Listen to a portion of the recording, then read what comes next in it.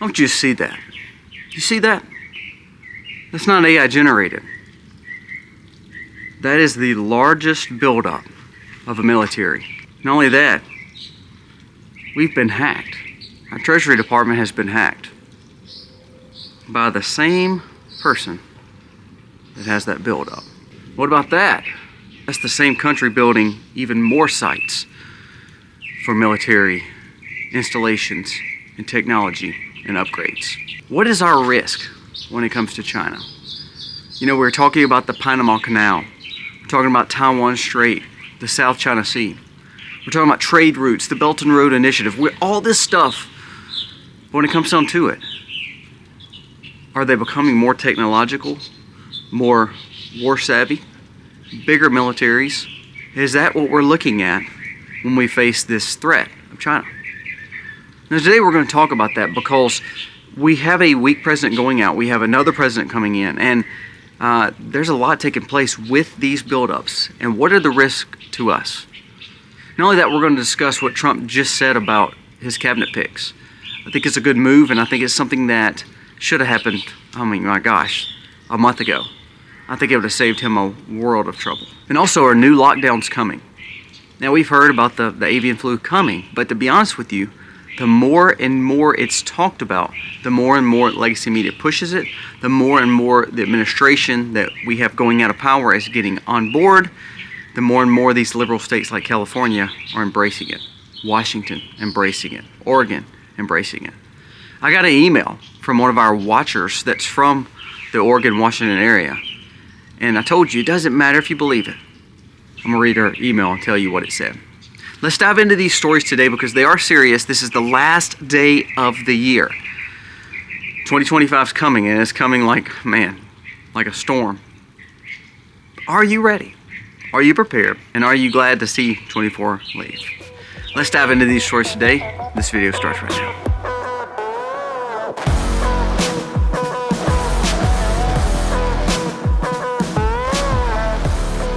Hey guys, welcome to The Max. Thank you so very much for being here today. If you are new to our channel, please go down here, press subscribe, ring the bell as you try to start your next year off. I pray that our videos and our encouragement and our prepping and our sustainable ways can help you get through it. And I hope that you are subscribed to the channel. This is our last day to get into the giveaway. We're going to be doing a giveaway tomorrow on not only this channel, the Life with Colby Mac channel, not only that channel, Misty's channel, The Max Life. We're going to be doing 3 different giveaways tomorrow. So please make sure you are subscribed to all of them.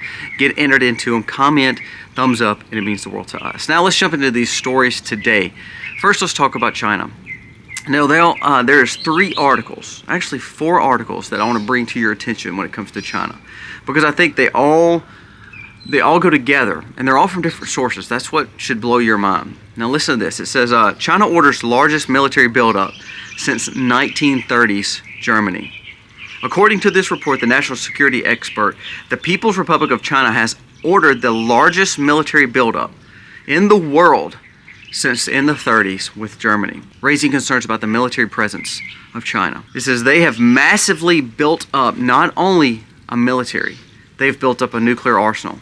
We expect them to expand to at least 1,000 more warheads by 2030. Only 5 years from now, probably going to be bigger than anything we've ever seen.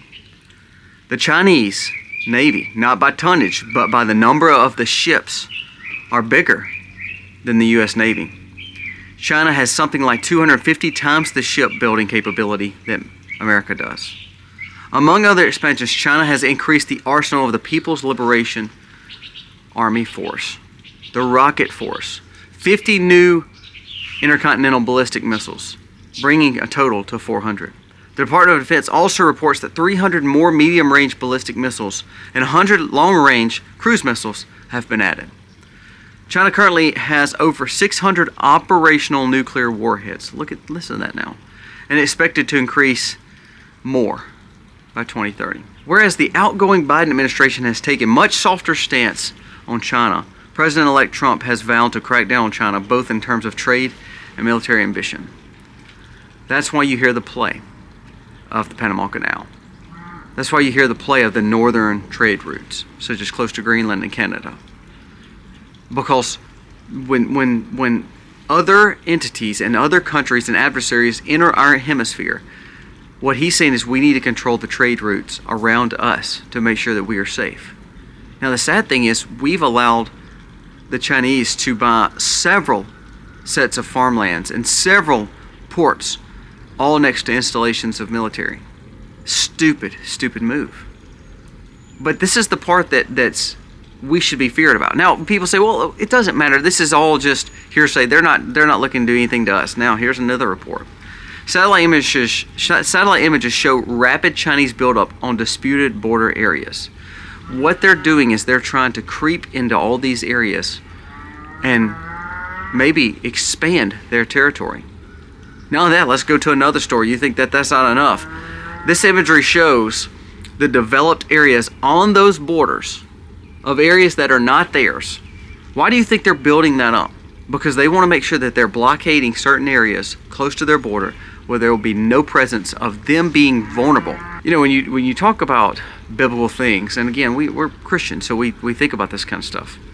When you hear about the end times, you hear about the army from the east, and it's just millions upon millions upon millions. This could be the China buildup that's coming. This could be the start of something that they're growing to where they're going to amass to numbers that no one's ever seen before.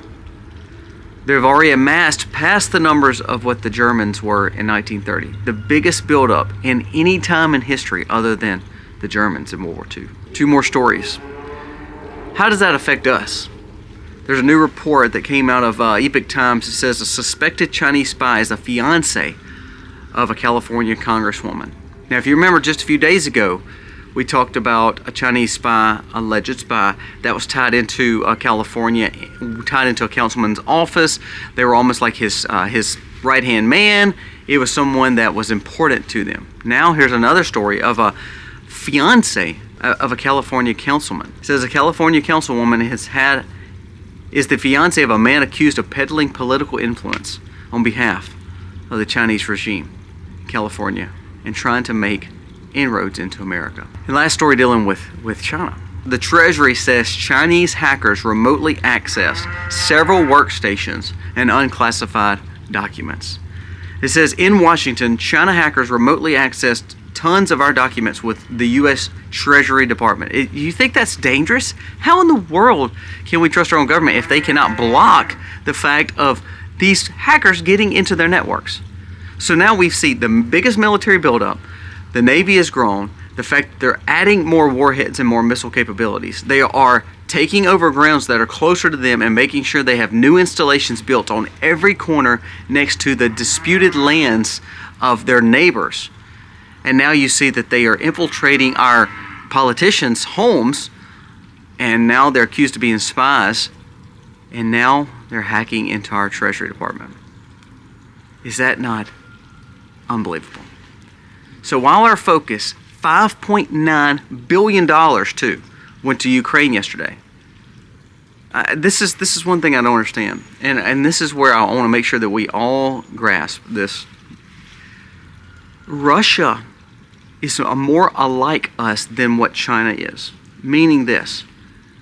Our cultures tend to be more alike with Eastern European cultures and Russian cultures other than the Far East. Now, does that mean we can't get along with everybody? No, that doesn't mean that. But we're picking battles with people who would tend to agree with us on some things, and then we're picking battles with people who don't like us, and now we're making them two friends. Russia and China has built a friendship. It blows my mind that we are spending the kind of money we're spending, sending money over to Ukraine for a fight that they're wanting peace for. Russia is literally wanting peace and willing to sit down at the negotiating table. At the same time, while our focus is on Russia in the northeast, we have the Far East is literally building up a military that is way bigger than we've ever seen before in any time in history. And now not only are they building up the military, they're actually on our grounds. They're infiltrating us. China owns more farmland around military installations. They own more ports than most any other country that has land in America. Canada, yes, has some. Germany, yes, has some. But why are we allowing our adversary to own land too? Makes no sense. Now let's dive into two other stories. Trump, He tells his cabinet members, the Hedgeseths, the RFKs, Tulsi Gabbards, look, social media silence. This is a thing I think that he should have done a month ago. Remember, we elected Trump. And yes, there's great things about RFK, there's great things about Tulsi, there's great things about Hedgeseth, there's great things about Vivek and Elon. Now, Vivek and Elon are not cabinet members, but the more that they speak, remember, they're not speaking for Trump, they're speaking for themselves, and they're ties to Trump, and they're part of Trump's cabinet, but they are not Trump. So to me, the more that we hear them speak, the more damage that could be caused to the administration before the administration even gets in. Look at the infighting and the problems they've already talked about with H-1B visas. Think of the problems they've caused with the fact of what RFK has said about some things with the climate. Think about what's happened with Hedgeseth. The best thing to do right now is for cabinet members and Trump, anyone that Trump is associating himself with, is saying, look, just calm down. No more social media presence until we get to the confirmation. No more, until I'm elected, let's just calm it all down. Let's calm the rhetoric down.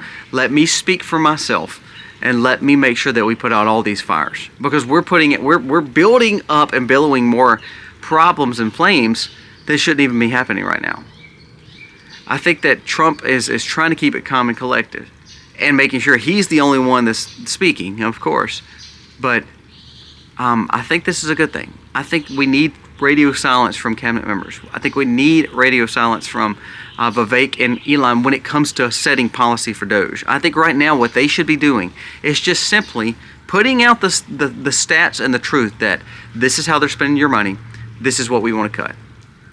Stay away from everything else. Don't talk about your opinions on anything. Just put out Doge information showing the waste of money that this government has done. And I think that will benefit Trump and also the cabinet and also his movement, because the more that we allow opinions to fly, the more we're already going to start to alienate certain parts of this movement, and this movement hadn't even actually got into office yet. So we got to quit the infighting and focus on building up the best quality America that we can and the best team, because remember, we are fighting tons of tensions and adversaries across the world, along with talking trade wars, along with talking tariffs, along with dealing with the managerial class and the establishment here in America. We have to be very careful and very conscientious of this. Two more stories I want to mention. Being the last of the year, I want you to focus on really paying attention to what you're spending your money on. I know we talk about budgeting a lot, but there's a new story that came out that kind of ended 2024. It said U.S. credit card defaults soar to crisis highs, and inflation storms are crushing individuals. So we have spent more on credit cards than we've ever spent. Our inflation is not going down, and now people are starting to default to a point where it's the highest amount of crises that could face the typical consumer in their homes. Now, we have a housing bubble that's having problems, and it is been confirmed that this is going to be a major collapse and crisis if we don't pay attention to the housing market and the mortgage crisis. But now you see the fact that the personal consumer debt, the fact that people have spent way too much on credit cards and now they are defaulting on that, that's going to cause another chain reaction. This year, try to stay on budget. Try to tighten your budget. Try to live below your means. We have to be better. We have to do better. We have to get better for ourselves and for our families. If we're always stressed and strained, look, I'm one that if our business is just, we're spending money and we're not making a lot right now. If we're going through that time where we've kind of hit a valley, it's stressing, isn't it? So now picture the fact of you going through those valleys with no money. You going through those valleys using debt. Well, we're in those valleys, and it causes stress and strain on marriages and on children, and that's no good for anybody. So for 2025, as they say credit cards are not only raising, as they're saying people are spending more money on credit cards, as they're saying now the defaults are happening with credit cards, as they say there is a mortgage crisis happening, you control your own household. So if you can control it, get a control on it, meaning quit spending.